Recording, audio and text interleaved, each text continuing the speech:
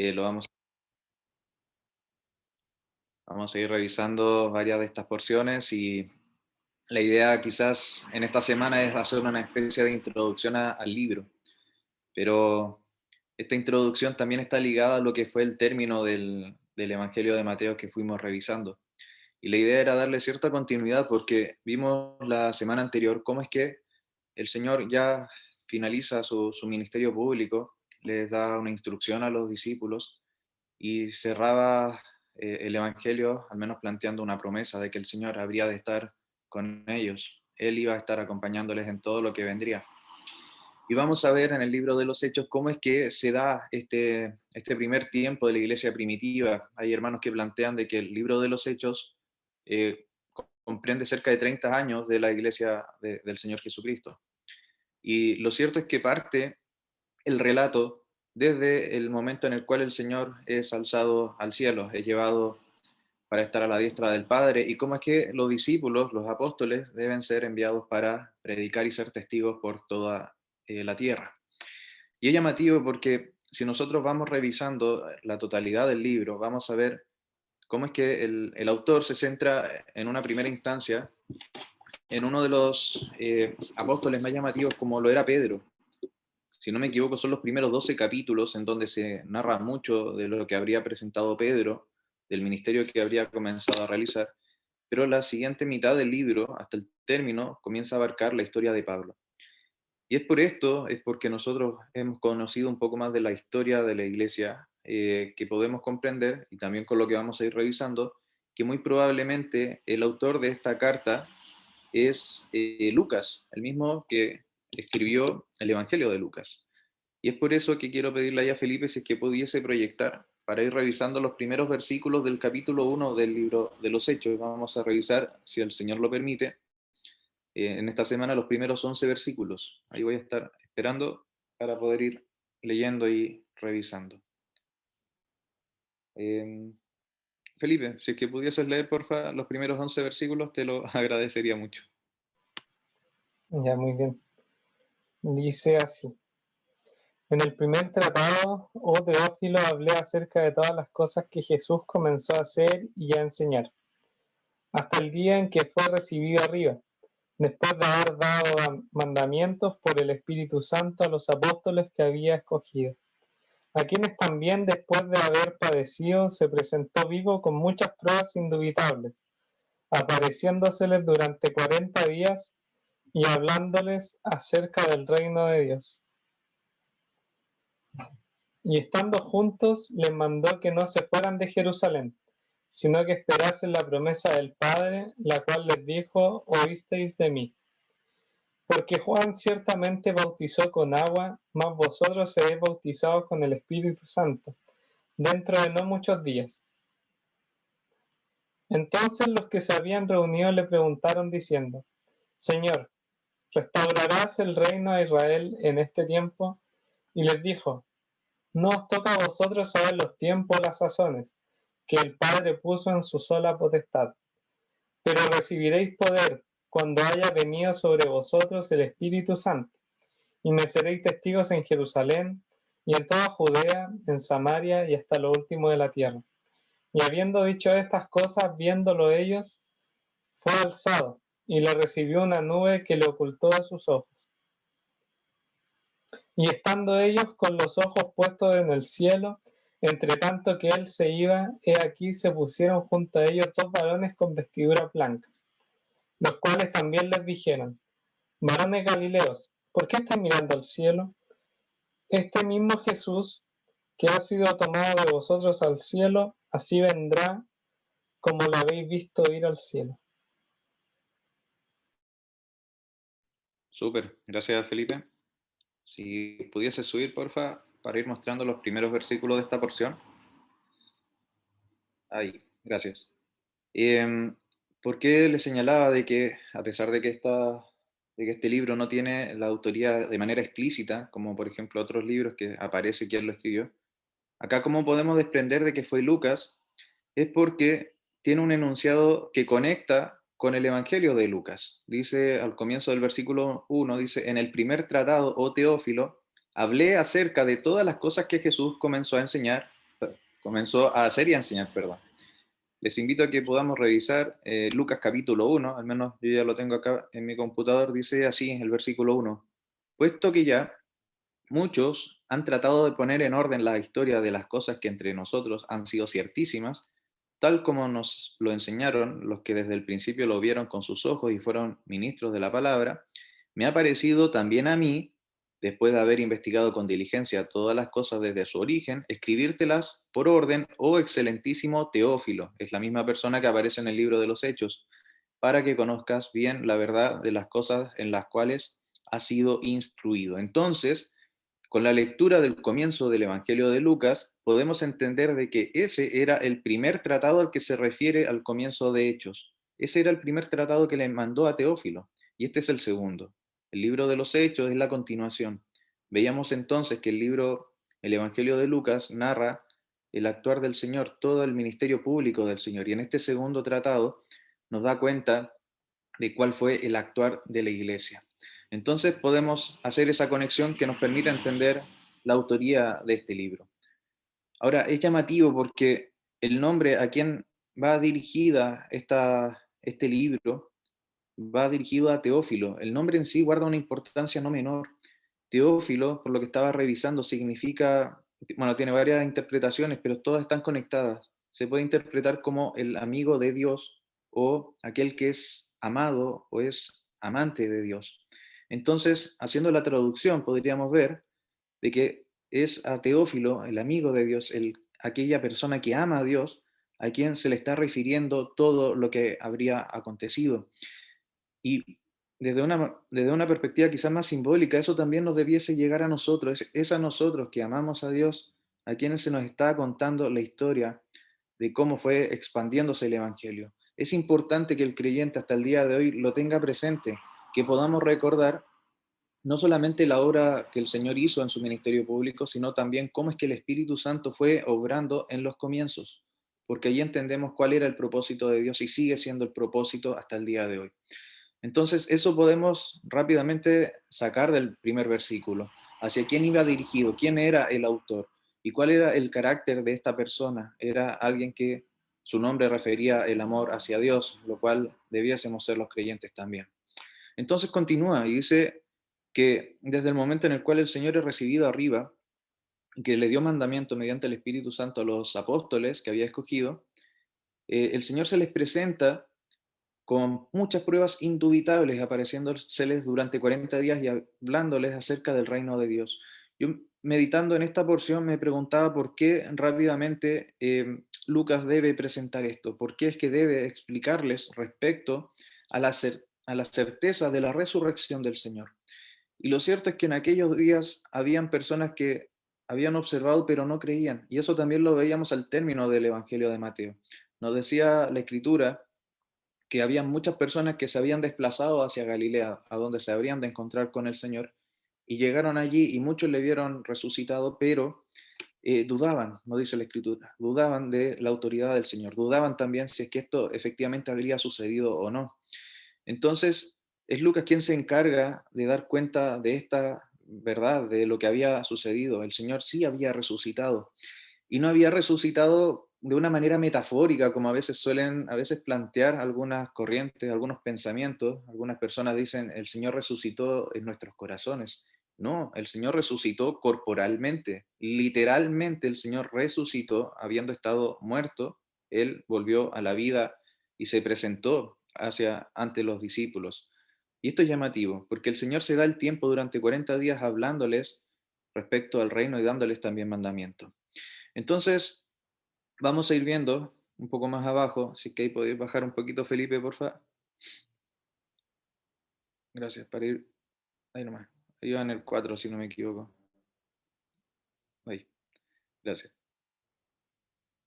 La instrucción que les da el Señor es que no se fueran de Jerusalén, sino que iban a tener que esperar la promesa del Padre.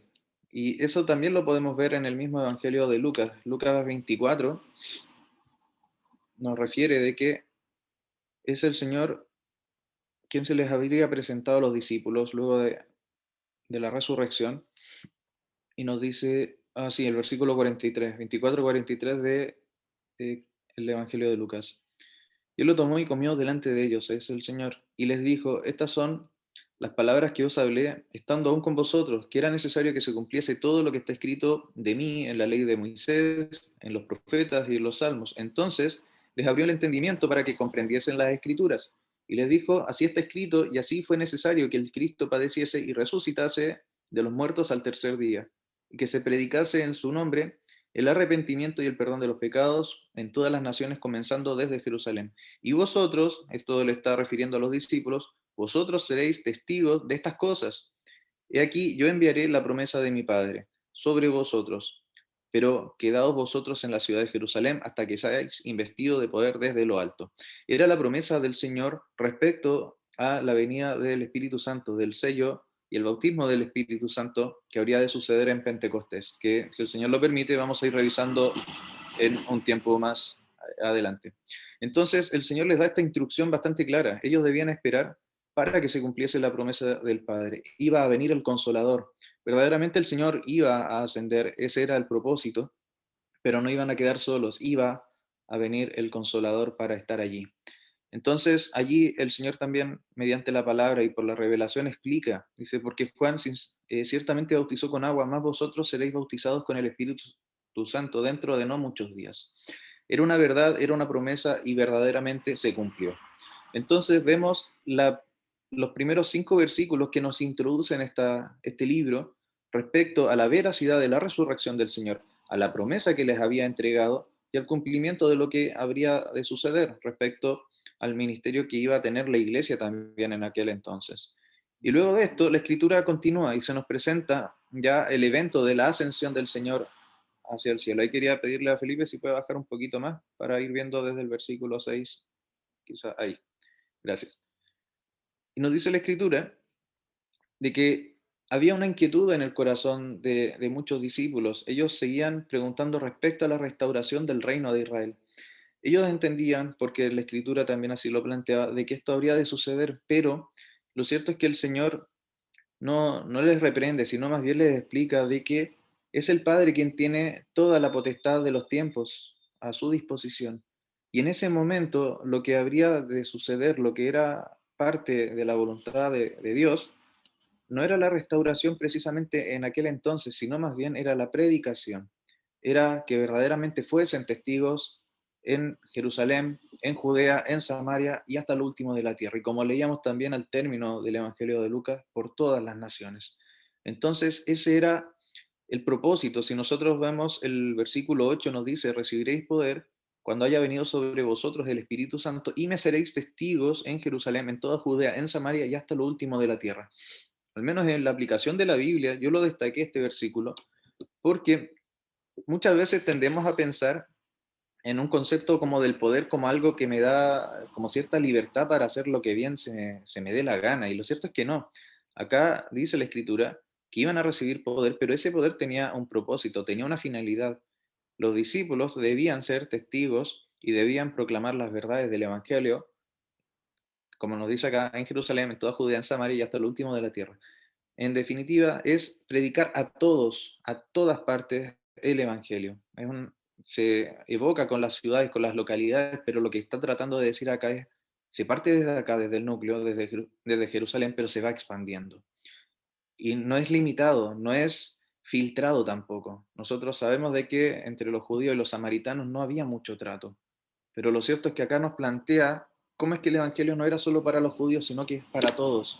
Y eso es algo maravilloso porque si nosotros entendemos lo que está a la base, es el principio de cómo es que también nos llegó a nosotros el Evangelio. Fuimos incluidos, a pesar de ser gentiles, fuimos incluidos en el amor y en la misericordia de Dios para recibir esta salvación. Entonces, vemos esto, vemos esta instrucción del Señor. Y la escritura continúa y nos dice el versículo 9 de que viendo los discípulos en aquel momento, el Señor es alzado y es recibido por una nube que le ocultó de sus ojos a los discípulos. Y la escritura sigue y nos dice de que ellos estaban mirando el cielo cuando se aparecen 2 varones con túnicas blancas. Y estos varones les preguntan qué hacen mirando hacia el cielo.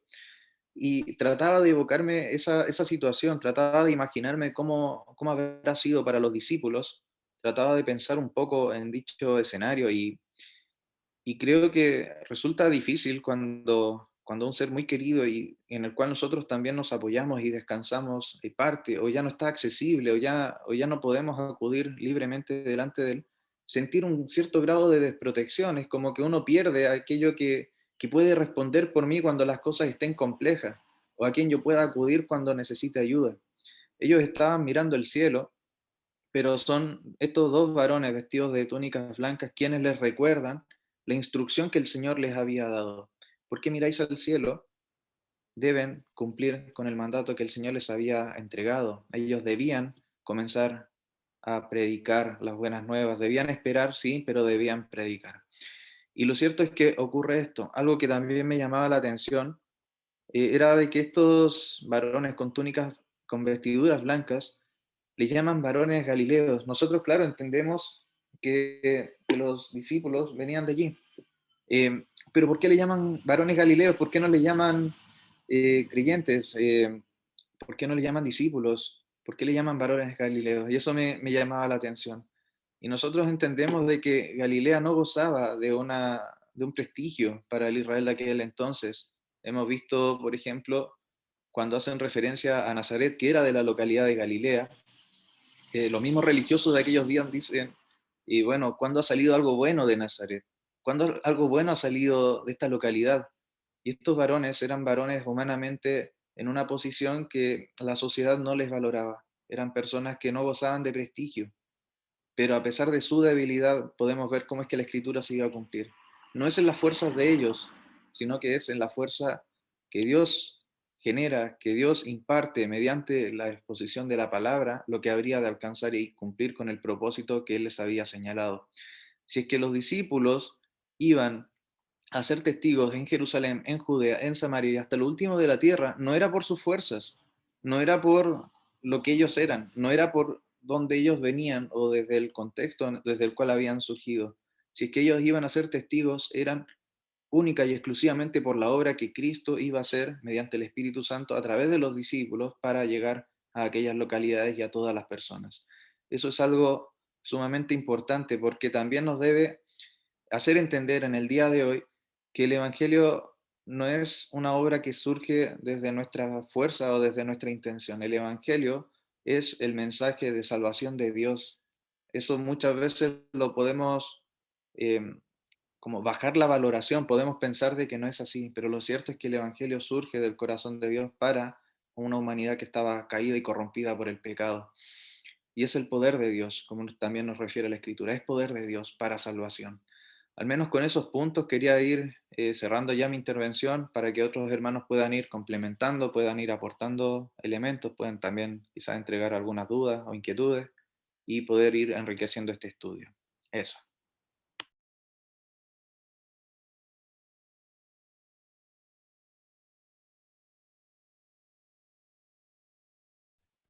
Me gustaría compartir algunas cosas sobre el comienzo de este libro, sobre el comienzo de los hechos. Primero que todo, voy a cerrar la puerta porque me escucho de la otra pieza, así que dame un segundo.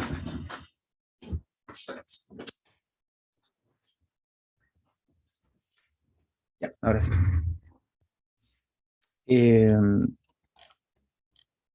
Quisiera poner en contexto el libro de los hechos, o intentar hacerlo.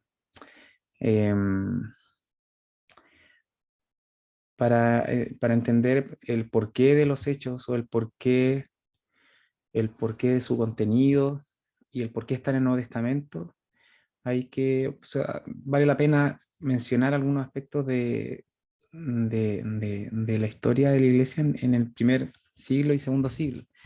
En el segundo siglo se levantó un, un- un líder eh, llamado Marción, quien se creyó con la autoridad de diseñar una lista de libros sagrados, libros aprobados. Él fue, por así decirlo, vetado posteriormente, Y como reacción a lo que hizo él, con esta idea que tuvo de hacer una lista de libros, es que la iglesia comenzó a establecer cuál era un principio correcto, si es que era necesario hacer una lista de libros pertenecientes a la iglesia, cuál eran los criterios y la manera correcta de hacerlo, porque Marción lo había hecho mal. Marción, de hecho, había elegido solamente los escritos de Pablo y una porción del Evangelio de Lucas. Y esto era porque Marción era como muy gentil, tenía una mirada muy griega, muy influenciada por filosofías, por ideas de la época, y tenía una especie de rechazo hacia lo que era muy terrenal. Él era demasiado espiritual, entonces el Antiguo Testamento le parecía muy terrenal y así los otros evangelios. Y frente a eso, el, el Evangelio de Lucas y Hechos de los Apóstoles viene a ser una reafirmación de la relación que tenía la iglesia con Israel, una relación con los apóstoles del Señor, los 12 apóstoles, que Marción los rechazaba, negaba su autoridad. Viene a ser una aceptación de, del aspecto judío y del aspecto, por así decirlo, no judío de la escritura y de los creyentes. Eh,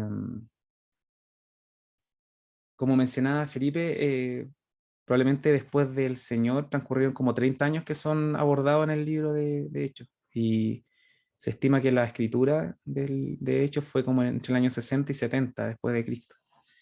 También, como se mencionaba, el libro de los Hechos es una continuación, por así decirlo, una segunda parte del primer tratado que es el Evangelio de Lucas, el tercer Evangelio. Eh,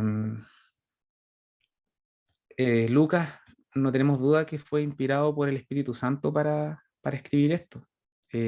Sin duda, pero de todas maneras Lucas tuvo que investigar, tuvo que entrevistar, tuvo que recolectar información y testimonios, porque él no fue testigo ocular de los acontecimientos, por ejemplo, en el Evangelio de Lucas y gran parte de los acontecimientos del libro de los Hechos. A Lucas le encontramos en las partes donde se menciona, se incluye en el relato y habla de nosotros. Y, y comenzamos a ver a Lucas en ese conjunto más adelante, conjunto a Pablo. Pero Lucas tuvo que investigar. Esa parte me llama la atención porque por lo general uno entiende la inspiración del Espíritu Santo como una ausencia de labor humana o de ausencia de mente, de lo que podría considerarse según nosotros sabiduría humana o esfuerzo humano. Pero la Biblia, por ejemplo, nos muestra cómo el Espíritu Santo puede inspirar o motivar algo que podría verse como un esfuerzo humano. El hecho de que Lucas haya estado investigando, recaudando información para hacerlo bien, para hacerlo de forma correcta, como dicen, muchos habían intentado escribir a lo mejor los acontecimientos, pero esta vez inspirado por el Espíritu Santo, Lucas quiere hacerlo bien. Y eso es algo que motivó el Señor. Eh, Al igual que aquellos que se encargaban de construir el tabernáculo, los artistas que estaban, Bezaleel, si no me equivoco, estaba encargado de hacer los diseños siguiendo el plano del Señor, fue lleno del Espíritu Santo para tener sabiduría, para tener conocimiento en todo arte, en todo diseño. El Señor puede inspirar verazmente asuntos que requerirían por así decirlo, manufactura, que requerirían de investigación, que requerirían de trabajo de parte de los creyentes también. Entonces, eso era como un comentario al respecto de la inspiración y de la investigación de Lucas. Lo otro es que el libro Lo Hecho va a ser una defensa de la fe cristiana frente al mundo y frente a los judíos. Había algo que se le cuestionaba al mensaje del Evangelio, que era el tema de la resurrección. Y como mencionaba Felipe, siendo algo cuestionado, el libro de los Hechos comienza argumentando ya sobre la veracidad de la resurrección. De hecho, cuando Pablo predicaba, todo iba bien hasta que Pablo enseñaba acerca de la resurrección del Señor de entre los muertos, y ahí todos se iban para la casa. Porque era el tema más controversial, más sensible respecto a la predicación del Evangelio del Reino. Todos creían hasta que Pablo hablaba de la resurrección, tanto judíos como gentiles. Entonces, lo que hace Lucas y lo que hace el Señor en esto va a ser poner nuevamente en el lugar correcto la veracidad de la resurrección y el efecto que tiene la resurrección en el hecho de que la iglesia cobre vida. Porque si no hubiese resucitado Cristo, no hubiese ascendido, y si no hubiese ascendido, no hubiese habido un Pentecostés con una iglesia cobrando vida por el Espíritu. Y es la resurrección la que hace que finalmente la iglesia se mueva guiada por un Dios que está vivo, que por un Señor que vive, que no está muerto. Y también lo otro, lo importante del libro de los Hechos, que establece como una especie de bisagra o articulación entre lo que serían los evangelios y las cartas posteriores en el Nuevo Testamento. Es decir, ponen el contexto de los escritos y de las epístolas de Pablo, las epístolas de Pedro, y establecen ese nexo, ese vínculo y ese contexto, y esa continuidad. Es decir, que no hay sin el libro de los Hechos habría como una porción de la historia que no conoceríamos. No sabríamos cómo unirlo. Es como si hubiéramos visto la primera película y la tercera, y no sabríamos qué pasó entre medio. Y el libro de los Hechos nos entrega ese desarrollo importante y el alcance que tuvo la obra de Cristo para que fueran conformadas la iglesia en el mundo conocido. El hecho de que el Evangelio fuera predicado desde Judea hasta lo último de la tierra.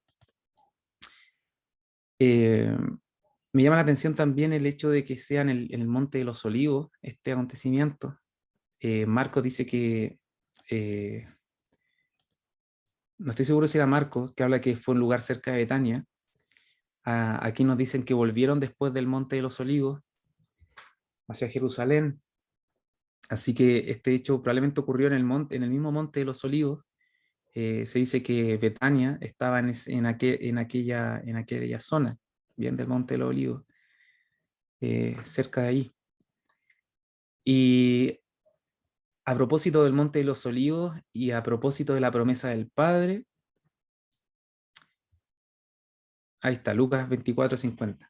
Hay una profecía, hay una promesa que atesoraba el pueblo de Israel respecto a este don, a este regalo, a esta virtud que se recibiría de parte de Jehová.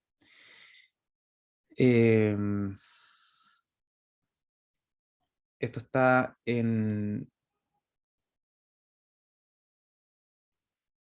el libro,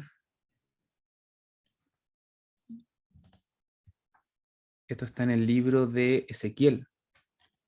En Ezequiel 36:5 dice: por eso así ha dicho un poquito. Ahí está, Ezequiel no, 36:26. Os daré un corazón nuevo y pondré espíritu nuevo dentro de vosotros y quitaré de vuestra carne el corazón de piedra y os daré un corazón de carne. Dice luego: y pondré dentro de vosotros mi espíritu y haré que andéis en mis estatutos y guardéis mis preceptos y los pongáis por obra. Habitaréis en la tierra que di a vuestros padres y vosotros me seréis por pueblo y yo seré a vosotros por Dios. Pueden haber a lo mejor interpretaciones disímiles de esta porción, pero claramente el Señor está prometiendo su espíritu. Y el Señor Jesucristo promete también darse a sí mismo y dar su espíritu. Eh, y eso es algo que se puede ver de manera muy potente en Pentecostés más adelante. Entonces, tenemos ahí la promesa que hace el Padre, la promesa que hace Jehová a Israel, y ellos como judíos se apropian de esto, y el Señor en el mismo lenguaje, también hablando de la promesa del Padre, que también se menciona en Lucas, les dice que la esperen. Y lo otro relevante de esto es que ocurre en el Monte de los Olivos. Nos dice Zacarías 14:4, y se afirmarán sus pies en aquel día sobre el Monte de los Olivos que está enfrente de Jerusalén al oriente. El Monte del Olivo estaba al oriente de Jerusalén. Estaba Jerusalén en una gran montaña, luego hacia el oriente, que es como si nosotros miráramos un mapa, sería hacia nuestra mano derecha. Entonces, hacia el oriente de Jerusalén había un valle, que era el valle de Cedrón o el valle de Josafat, donde estaba el arroyo de Cedrón que cruzaron en aquella noche cuando el Señor fue a orar con sus discípulos al huerto de Getsemaní. Entonces estaba ese valle que hoy en día está lleno de tumbas, de sepulcros, y luego de ese valle venía a los pies del monte de los Olivos estaba el huerto de Getsemaní, y luego venía esta gran porción, este gran territorio del monte de los Olivos. Es decir, el monte de los Olivos era un monte que quedaba frente al monte de Jerusalén. Es como cuando nosotros acá en Jiménez miramos hacia San Juan de Dios y tenemos la quebrada, ¿cierto?, entre medio. Así también del monte de los Olivos miraban hacia Jerusalén. Entonces el Señor está ascendiendo en el monte de los Olivos y tenemos una promesa en el Antiguo Testamento acerca de que el Señor va a volver, y dice que sus pies, dice, y se afirmarán sus pies en aquel día sobre el monte de los Olivos. Interesante porque los retornos de los reyes o de los héroes de batalla eran fuera de la ciudad en aquel tiempo, y el pueblo salía a recibir a aquel vencedor, salía a recibirlo fuera de la ciudad. Y el Señor fuera de la ciudad se despide de sus discípulos, y aquellos varones le dicen que así como le vieron irse, así también le verán venir. Tal vez otros podrán complementar acerca de este punto, pero es interesante ese detalle de su partida en el Monte de los Olivos y aquella promesa de volver sobre el Monte de los Olivos también. Así que ahí tenemos eh, algunos aspectos acerca del libro de los Hechos que pueden servirnos para entenderlo un poco más, y algunas cosas sobre el primer capítulo. Súper, gracias Pato. Ya nos quedan unos poquitos minutos. No sé si don Patricio quisiera aportar. Vi que ahí activó la cámara. Si no, no le escucho, don Pato. Está bien, sí. Yo estoy escuchando ahora, me estoy alimentando. Muy bien. Entonces, por ahora vamos a ir finalizando ya el estudio de esta semana. Ahí quería ver si es que pudiese orar Patricio. Si es que puede cerrar la reunión con una oración, por favor. Ya, oremos. Padre Celestial, agradecemos tu presencia en tu Espíritu, Señor, en nosotros, Padre, en este momento. Gracias porque no nos quedamos solamente con un conocimiento, sino que podemos ser alimentados en nuestro espíritu por tu palabra. Padre, que esta porción nos enseñe la importancia de esperar el tiempo correcto en tus planes, de guardar calma frente a aquellas cosas que están en tu sola potestad, de apreciar aquello que ha sido revelado, Señor, de, de anhelar también el retorno de Cristo cuando Él, así como desapareció de la vista de los discípulos en aquel monte. Padre, que anhelemos el día en que Él nuevamente vuelva. También, Padre, agradecer el hecho de tener este libro en la Biblia, porque tú inspiraste el esfuerzo de uno de tus hijos para que investigara, para que recolectara los testimonios y para que hoy día, hasta este año, hasta el año 2021, pudiese ser cuidado y guardado para que nosotros podamos estudiarlo, podamos conocer también de la obra del Espíritu Santo y cómo empezó a obrar en aquel tiempo, con poder, Señor, y mostrando aquella potestad que había sido dada desde lo alto. Padre, que nos enseñe este estudio también a mirar en qué manera está el Espíritu orando en estos días, Señor, en nuestra congregación, en nuestro medio, de poder actuar según tus designios y tu soberanía, Señor, y no solamente según nuestra idea o esfuerzos humanos.